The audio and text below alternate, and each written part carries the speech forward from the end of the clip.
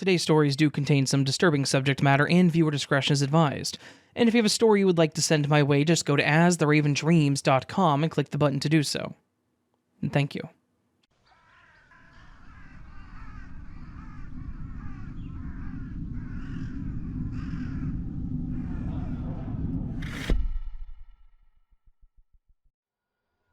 After hearing some similar stories on a few forums that I follow, I felt compelled to share an experience that I had as a child.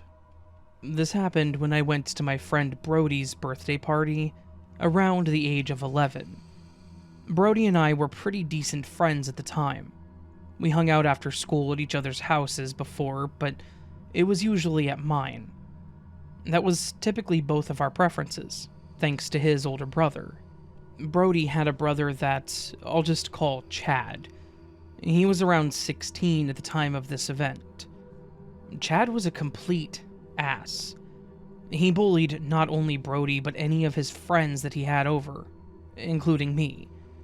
He would barge into his room when we were in there, make remarks about us, throw things at us and leave. He even on occasion would try to do things physically to hurt us, like if we were walking by, he would stick his leg out to trip us, smack us in the back of the head, or push our head down on the table as he walked by. It didn't matter to him, as long as he had some way to bully us. And if he wasn't afraid to do it to me, I'm sure that he treated Brody's other friends the same way. The only time he didn't really do this was when his mom was around.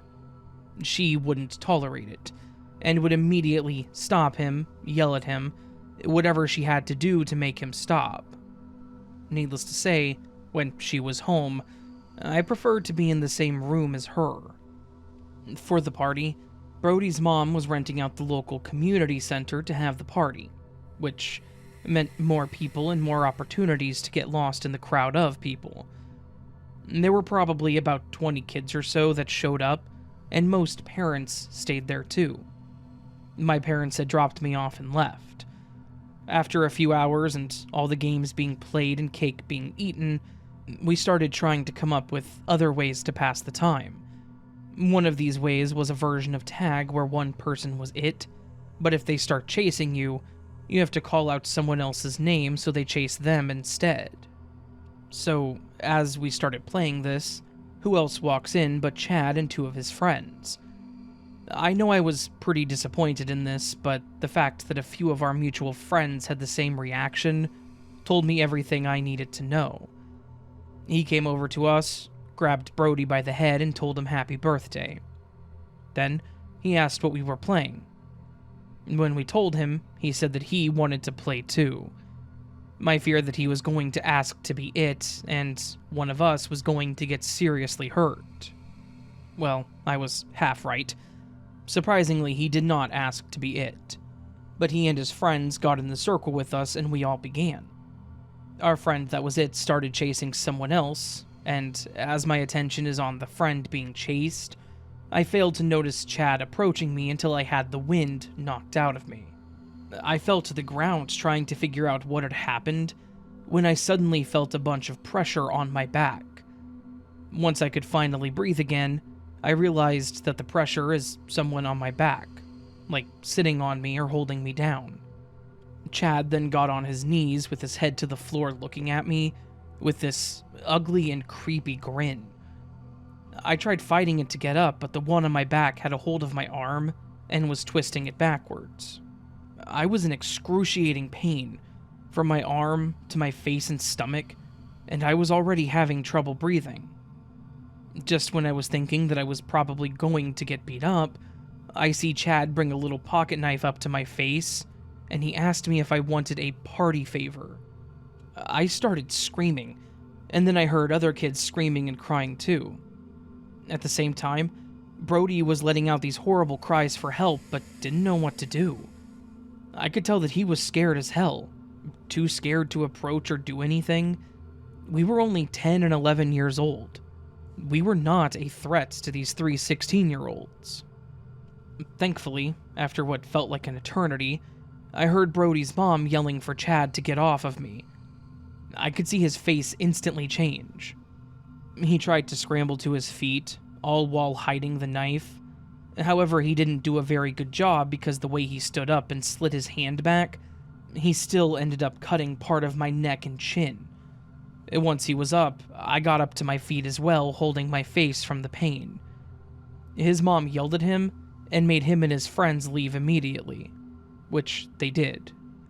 She then rushed me to the restroom to help clean up my face, but I could tell by the look she was giving me that it wasn't good. She kept apologizing to me and hugging me with tears in her eyes. I was only 11, but man, I felt so sorry for her. She was always such a kind lady, and Brody was always chill too. I never understood how or why Chad turned out the way he did. Once we finished in the restroom, she brought me back out to the others and asked me to stay by her so that she could call my parents. They came and picked me up shortly after and took me to the hospital. I ended up getting 8 stitches. The night was pretty crappy after that. My mom was pissed about the whole thing, and I remember her blaming Brody's mom for not paying attention, but she wasn't even at the party. I tried to tell her that he wasn't at the party at the start and just showed up, so I didn't think that he was supposed to be there, but it didn't matter to her. She thought the right thing to do was to try to press charges against Chad. Thankfully, that didn't really go anywhere, and his mom settled it by agreeing to pay the hospital bills. I may have been a kid at the time, but as an adult now, I don't really feel like that was the best course of action. But I also don't really talk to my mother anymore. That may be related. Who knows? Unfortunately, this definitely strained the friendship between Brody and I. I definitely was not allowed to be over there anymore, and any time I asked if he could come over, there was always a reason why he couldn't. Because of this, we did hang out at school, but that was it. And we slowly drifted apart until we eventually moved and I completely lost touch with him. I really feel bad for Brody, because I'm afraid that I probably wasn't the only friend that he lost because of his brother. Chad just, for some reason, was evil, and I still have no idea why. All I know is that I now have a permanent scar on my chin, and large gatherings still kind of scare me. I do hope that Brody and his mom are doing okay, and I hope that Chad got whatever kind of help he needed, and I hope I never meet him again. Oh, and sorry about my mom, too.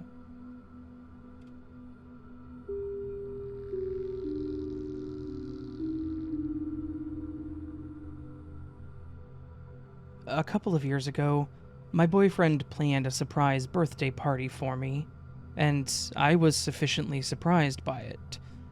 It was also where this story of mine took place. To go back a little bit first, my boyfriend and I have been together since high school. After we graduated, we started attending different colleges and he was a few hours away, so he was staying in the dorms. I was attending a local community college, so I found an apartment within my budget, with the plans of my boyfriend moving in when he was done. College was fine for the most part. It seemed like the normal school stuff. I met some new friends, had some high school friends attending there as well. The schoolwork and teachers were fine too. But there was one guy that I could never really get away from though, and that was Ricky. Ricky was in the same program as me, so I saw him a lot. One of the classes had a project that we had to work on in groups, and I was paired with Ricky and another girl named Micah. Micah was pretty cool. She was typically more reserved, but she was kind and very smart. I was happy to be on her team. Then, Ricky. He seemed like he was trying to show off since he was teamed up with 2 girls. He would talk about things he'd done, like stunts or past jobs that all seemed to end the same way. He would say that the atmosphere changed or he didn't like the new management, so he would quit. I could tell that Micah couldn't care less, and wanted to talk more about the project, and I was a little more willing to cut him off, which is what I did. So I would steer the conversation back towards our work. This is probably where my view of Ricky really started to shift.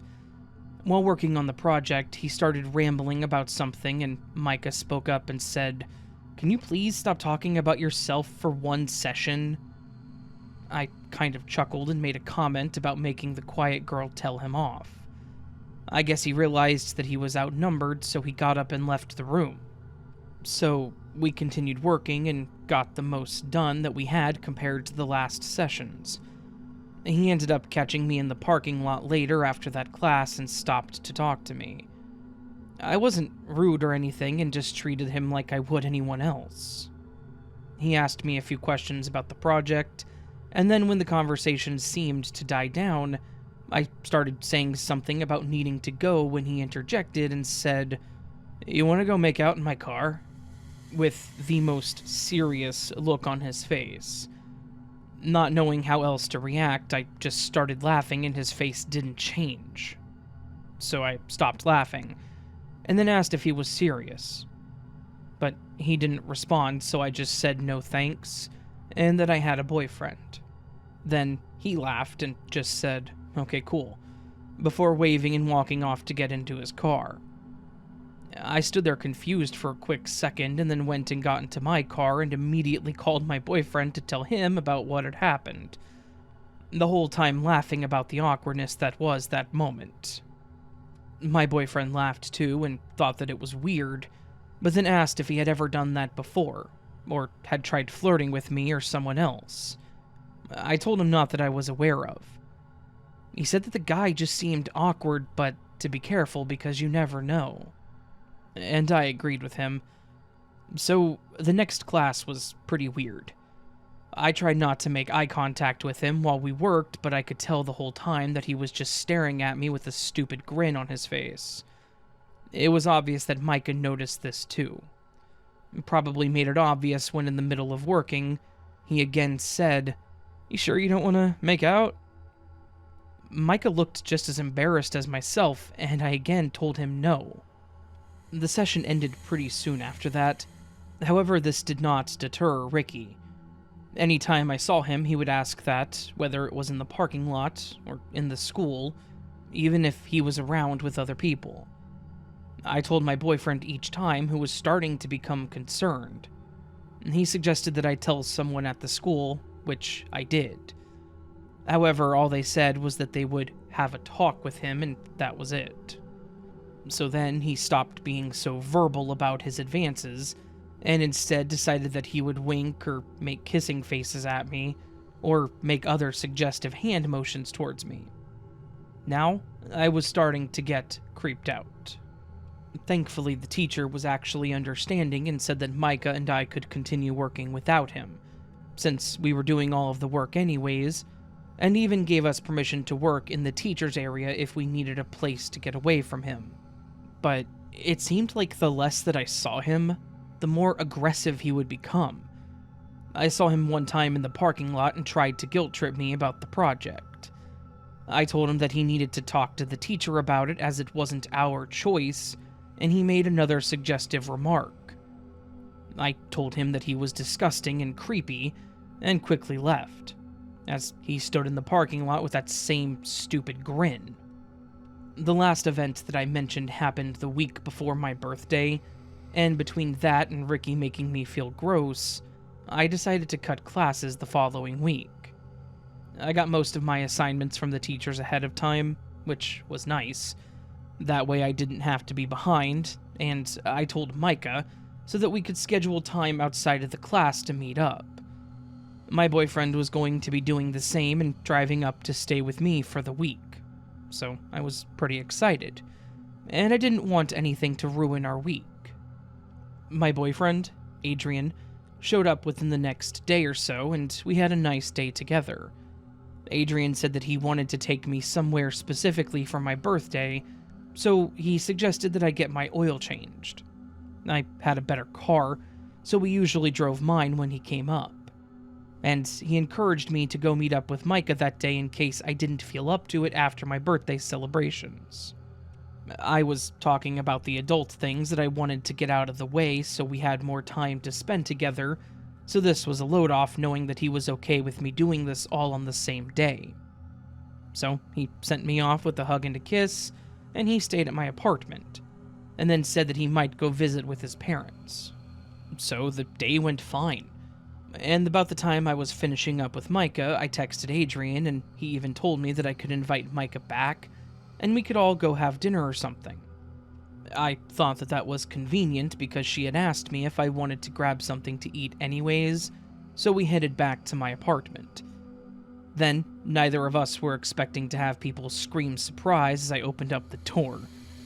This man had this whole party planned out, and I, none the wiser, thought he was just being nice and having me do all this stuff. Anyways, the party was great. There were probably about 15 or 20 people there, including both of our parents and friends. And when we did the cake, Adrian was teasing me about something, and I ended up putting cake on his face. This started him trying to wipe it on me, while others around us were taking pictures and laughing too. It was legitimately a great time.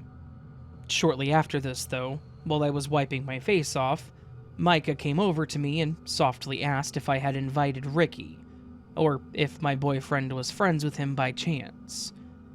I was at first confused by this because she knew how creepy he was being, and even if I knew about this party, I sure as hell would not have invited him. She motioned towards the living room, and I rushed in there to see him helping himself to the food on my table. I had so many things circling in my head. The people here were all pretty close friends, including the only two from the college that I had met. So, the people that were here were invited either by text or a Facebook message. I had no idea how he found out about the party, or even more concerning, how he knew where I lived. I didn't want to cause a scene, and to be honest, I didn't know how he would react, so I just said his name. He looked up at me and said something along the lines of, "Oh, there's the tease." I asked him what he was doing there, and then just bluntly said that he was not welcome. And he started going off. He started saying some pretty nasty things about me. I was scared, angry, and embarrassed since our parents were there. Adrian had gone to the restroom to clean up, so he'd walked out while this was happening and tried asking what was going on, but I think he figured it out pretty quickly. He started approaching Ricky, telling him that he needed to leave now before we called the cops, and his face lit up. He really said, "Oh, is this the guy you've been cheating on me with?" Then he tried making these crazy accusations of us. Not only were they completely false, but I could feel myself getting red as my parents and his parents were looking like they were getting uncomfortable. Adrian started getting a bit more aggressive towards him and pushing him towards the door, and my dad had also started walking towards the door too. Ricky tried to give one last hurrah, saying that he would fight Adrian for me, and then pulled out a knife. I was terrified at this point, and there were a few of us shouting, but thankfully nothing else happened. My dad used to be a security guard, so he managed to do something to make him drop the knife, and Adrian helped knock him to the ground. They had him restrained pretty well, and I went to grab my cell phone to call the cops. The whole time, Ricky is still going on and on about things that he's done to me or wanted to do to me, to the point that Adrian ended up hitting him in the head pretty hard. It didn't knock him out, though, and he just laughed. It felt like forever, but the police did finally arrive, and they arrested him. After they left, we tried to pull the party back together, which was pretty rough for me. I had locked myself in my bedroom for a bit because, yeah, I was pretty embarrassed. Mostly by the things that he was saying. They were all false, but the fact that he said all of that in front of people, and in so much detail, was just horrible. He had to have thought all of that, and fantasized it, which still grosses me out thinking about it. I eventually came out after my mom and Adrian came and talked to me and convinced me that everyone else was back to having fun. Overall, this made me actually file a restraining order. I talked to the school about it, and they seemed to reluctantly make changes so that I didn't have to see him anymore. I had a few online classes, and I'm sure that they changed things for him because we were never on campus on the same day, it seemed. However, he did try to say he was going to press charges on Adrian, but nothing happened with that, thankfully. Like, he dropped the charges or something, because he got papers saying that it was either dropped or dismissed. I don't remember. But yeah, that was probably one of the most memorable birthdays that I've ever had, and I hope that I just never see Ricky again.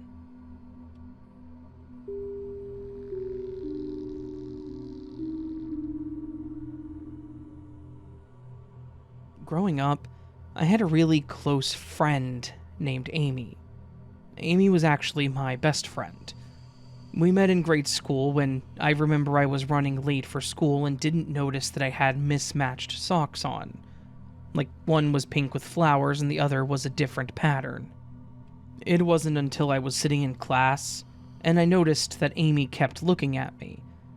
At this point, we didn't really talk much, but when we went to recess, she stopped me and said, "Your socks are weird."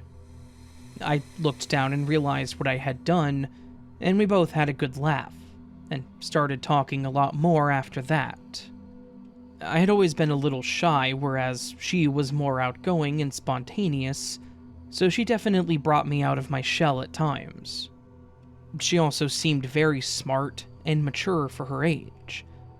I remember watching her mannerisms on many occasions at school, or when she would come over to my house, and I definitely learned some things from her. She would always try to wash her plate or anything she used after eating, would wipe down the table, help make my bed, and the sorts. My parents would tease me at times, saying that they liked having her over, and that I could learn from her since she picked up after herself so well. I would say that my parents quite enjoyed her too, compared to some of my other friends. I just wanted to give a little backstory before I explained the actual event in question. So, the events leading up to the reason that I'm writing this took place at Amy's birthday party. I was excited because not only was it my best friend's birthday, but it was the first time her mom allowed her to have one at her house. In fact, I had never been inside of her house past knocking on her door when we went and picked them up. In the past, I had thought that it was odd that they didn't do anything, but my parents tried explaining to me the possibilities as to why they didn't, such as money restrictions, maybe a religious thing, even. But my mom called her mom one year and she said that it was okay if we wanted to take her out or something for it, so we did, and just never questioned it. Anyways, back to the party.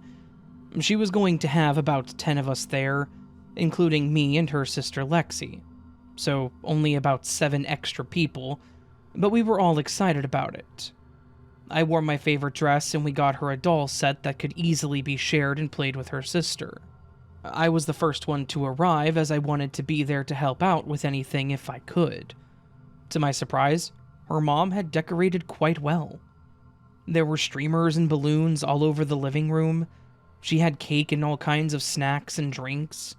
It looked like a full-blown party, which confused my kid brain even more as to why she had never had this before. So, the party was in full swing. Almost everyone showed up and we were all having fun. It was drawing to the end of the party and a few people had already left, so, as kids do, we started coming up with our own games to play as we waited for the parents to pick more people up. One of those games was hide and seek. It was going to be me, Amy, Lexi, and 3 other friends playing. One of our friends was the seeker, so the rest of us started dispersing to find the best hiding spot. And we started outside, but no one said that we couldn't hide inside. So, I thought the best place would be in Amy's closet. The doors had those little wooden slats in them, so I could see into the bedroom too, so I closed the door and pushed my way behind some clothes and waited. It couldn't have been too long, but being a kid, I started getting bored standing there waiting. So, I had looked up at her hanging clothes and was trying to see what they were. That's when I heard someone whispering. I looked back through the slits into the bedroom and saw an older lady sitting on the bed smiling and looking at me. I hadn't seen this lady prior at the party, but I assumed that she was probably their grandmother, by the looks of it. She honestly reminded me of my own grandmother. I was still in hide-and-seek mode, though, so I stood still staring at her, but then she softly called me by my name, still looking in my direction, and patted the spot on the bed next to her. I still don't have an explanation for my actions, but I felt like I needed to go sit with her. So I slowly opened the closet door and sat on the bed facing her. She still had a warm smile on her face, as she said that I reminded her a lot of Amy. I asked her who she was, and she then confirmed that she was her grandma. I asked her if she'd gotten any cake, because I didn't know what else to say, and she chuckled and said no, but that it was okay. But then she asked me if I could do one thing for her, and I agreed. She asked me to tell Amy Cakes happy birthday, tell her mom that she was proud of her, and to tell them all that she loved them. I didn't understand, so I told her that they were all still here, and that I could go get them if she wanted. She again chuckled and said it was fine and that she would be there, and then motioned towards the door so that I could leave. Confused and ready to get back to playing, I waved goodbye and left the room, closing the door behind me. I found Amy coming into the house to look for me, while the rest of them were still outside. She asked me where I had been, and I explained that I had hid inside her closet. And we had a small play fight about it, and all met back up outside. Everyone had started doing their own things, so Amy and I called dibs on the swing set while we started to talk. And that's when I brought up the lady. I asked her why her grandmother wouldn't come out of her room, and she questioned me. I told her again about the lady in her bedroom who said that she was her grandma, and that she wouldn't leave the room. I then mentioned what she wanted me to tell them and mentioned how she called her Amy Cakes. And I giggled because I had never heard that before, or heard anyone else call her that. Then, as I was explaining all of this, I noticed that Amy had stopped swinging, and was just standing next to me with her arms crossed. I tried asking her what was wrong, and she looked like she was about to cry. I immediately tried to apologize, thinking that maybe I had upset her about the nickname, but she quickly ran into the house, so I followed her. We ran past her mom in the living room that was talking to another parent that had arrived, and into the room that I was in prior, the room I believed to be Amy's. She stopped in the doorway, and I waited there silently for her to say something. When she didn't talk, I decided to and explained where she was sitting. With a shaky voice, Amy finally spoke to ask me what she looked like. I explained what I could remember, including her clothes, and she just started crying. I didn't know what I did or said and just kept apologizing, but her mom eventually noticed and came over asking what happened. I then briefly explained about the lady, and I could see the look on her mom's face change from one of concern to just sadness. She told me to let someone know that their parents had arrived and that she would be okay. I couldn't help but think that I did something to upset both of them, so I decided not to say anything to her sister and just carried on with the evening. After some time, Amy came back out and was smiling and ready to play with us again, until I went home as well. So, obviously this was difficult to me as I didn't understand what had happened at the time, but apparently Amy's mom had even brought it up to my mom, which prompted her to talk to me about it. What I later learned, as many of you have probably figured out, was that Amy's grandma had passed away just a month before her birthday. The room that I was in was actually her old room, and Amy's mom had been redoing it to give the girls their own separate rooms. However, Amy said that she was having trouble sleeping in there as she said she felt someone was watching her, and she would just be overwhelmed with sadness, assuming it was because of her grandma. After I told them about this, Amy said that she slept in there that night, talking to her grandma. She laid in bed, and she had a dream of her that night where she told her everything was going to be okay. That part, of course, she told me about after we were a bit older, as well as some of the rest of this. I've become really close friends with Amy and her family, and I learned that her grandma had become pretty ill, and her mom was taking care of her. Because of the machines and medications they had in the house for her, they didn't like having company over to make sure nothing was broken, stolen, or misplaced. This also required a lot of sacrifices by them because they couldn't leave her by herself, which is why they never went or did anything. Amy helped a lot with her little sister, Lexi, and some of the house chores, which explained why she seemed so mature and was always so willing to help at my house. And, of course, her mom, Rhonda, had been in a really dark place lately after she had passed, losing her mother and feeling like she was a bad mom for seemingly neglecting them, which caused her to throw this big party in hopes to get back to doing stuff like that. So, when I told her what her mother had told me, it lifted her spirits too. I don't think that I'm sensitive to the paranormal or anything, and in fact, at my age, I didn't even hardly understand what a ghost was. So I think it was just a difficult thing to process for everybody. I'm just glad that they didn't get mad at me or something, but it is still something that we talk about to this day. They said that they have never seen her, but sometimes felt like she was with them after that. She just teases me that I got to send her off, and I didn't even know her.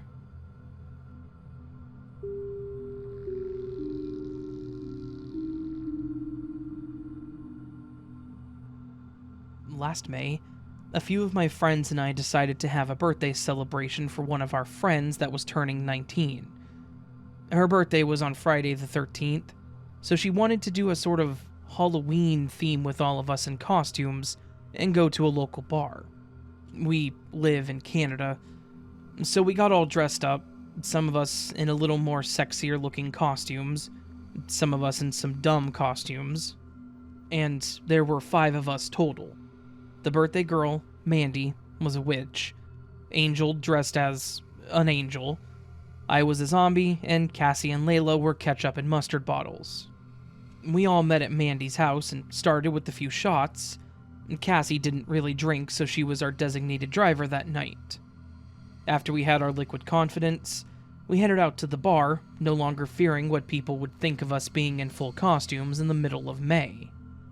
When we got there, it was actually quite the opposite of what we expected. Some of the patrons took pictures and asked us what the occasion was, and even bought us drinks, so we were genuinely just having a good time. However, at one point, there was a group of guys that came in. 3 of them. It was one of those moments where they opened the squeaking door so we all looked, and then continued dancing and laughing. As with everyone else that was there, they were staring at us off and on until they finally approached us. They made some cheesy comments about the angel costume, and then asked why we were dressed up. So we again explained it was for a birthday. They wished her a happy birthday, and bought us all drinks as well. We thought that that would be the end of it, but they seemed to linger around, watching us. None of us were really giving them any attention. Cassie and Layla were dating, I had a boyfriend, and Mandy and Angel were just doing their own thing and having fun. So there definitely were not any signals telling them that they were welcome to stay and hang with us. However, it was a bar, and no one reserved anything, so they had every right to be over by us too. We were in a smaller section in the back by the dartboard and pool table. After a while, we all noticed that they would lean in and say something and then look over at us and nod or point. I think we all anticipated what they may have wanted, and we really were not interested in picking up a date. So we decided to leave and find another bar. As we were walking out, one of the guys hollered out asking where we were going, and I said home. We found another bar that wasn't too far from the first one and went in to continue our fun. However, those same 3 guys came strolling in not long after us. We all looked at each other to make sure that we weren't crazy and tried to pretend like we didn't see them. This time we sat at one of the back tables and decided to order something to eat, so we weren't just running on alcohol. It was only a matter of time that these guys would finally come over and, of course, one of them sat in a chair next to me, One sat on the other side next to Angel, and one continued standing. They asked us how old we were, and we were hoping if we were honest they would at least leave us alone, knowing that we were still pretty young. But instead they seemed to be fairly happy with this idea. They made comments on how good we all looked and offered to buy us more drinks while slipping in the comment about how we must still want some since we lied about going home. I then said something about wanting to get something to eat before going home, which is why we ended up at that bar. But ultimately we all declined the drinks, now no longer feeling comfortable around them. We ordered a plate of nachos to share, but when it arrived, no one immediately touched them, due to the awkwardness of the air. So then the guy closest to me pulled them closer and started eating them. As they were devouring our nachos, they started laughing and talking about themselves. We didn't really know what to do. We just sat there looking at each other while occasionally giggling when they would say something and laughed. At one point, I had taken out my cell phone and was texting my boyfriend to let him know what was happening with my left hand, which wasn't exactly easy for me to begin with. However, the guy must have noticed and was obviously mad. I could tell by the way he slammed his hand on the table and said, "Hey, no phones out at the table." After looking at me angrily, he started laughing, and so did the other two. To say that I was freaking out would be an understatement. I don't know what their plans were, but I was too afraid to get up and leave, but even more terrified of what might happen if I stayed there. Thankfully, Cassie stood up and started walking away, when the guy again said in his booming voice, "Hey, where are you going?" And without flinching, without a stutter or hint of fear, she said, "To the bathroom," and she kept walking. I only hoped that she had a plan and waited for her to return. It probably felt a lot longer than it actually was, but she finally came back, and without acknowledging them, told us that we should go. We all nodded in agreement, but we're all waiting to see who the first person to stand up would be. That's when Angel shot up real quick and walked towards Cassie. The guys then tried inviting us back to their place for more free drinks, as if they hadn't already terrified the hell out of us. We all declined and finally got the courage to stand up and started walking towards the front of the bar. And, of course, they were following right behind us, as if they were part of our party. That's when we noticed Cassie's whole plan coming together. At the front of the bar was her dad, in full police uniform, greeting us with open arms. He apologized for being late and then immediately followed up with, "Those guys with you?" We all looked back and noticed that they were just standing around, trying not to make eye contact with us. He then followed us outside, and we were all thanking Cassie for her quick thinking, and for him for showing up to save us. Her dad has always been such a gentle giant, but not that you could tell that by just looking at him. So I was relieved that those guys seemed to be pretty intimidated by him, or at least the uniform. He followed us back to Mandy's place, and made sure that no one else followed either, and thankfully we never saw or heard from those guys again. We finished our night inside watching some dumb horror movies on Netflix, and eating all of our snack foods, so we didn't let it ruin our night. We are a lot more careful now when we go out to places like that, and now I have an emergency text set up so that I can send it quickly just in case.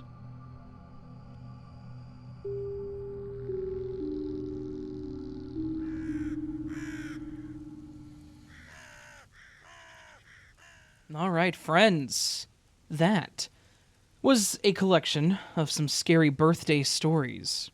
Stories happening at birthday parties, on birthdays, something to do with birthdays. Do you know why we did birthday stories today, friends? There's a reason. There's a big reason. It's my birthday. Like my birthday, as in me, not the channel's birthday, but me as a person. It is, in fact, my birthday, April 22nd. And to have a birthday on a day where I get to do a video means I have to do birthday stories, right? That's how that works. So, there you go. Hopefully, you all enjoyed this collection of stories. If you did, please do hit that thumbs up button. If you're new to the channel and liked what you heard and want more content similar to this, just click the subscribe button. Subscribe button. I feel like my voice is giving out on me today. That's weird. Anyways, yeah.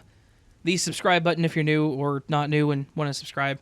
Shockingly, a majority of people who listen to my videos are not subscribed, which is crazy. But that's apparently a very common thing around these parts. These parts being YouTube.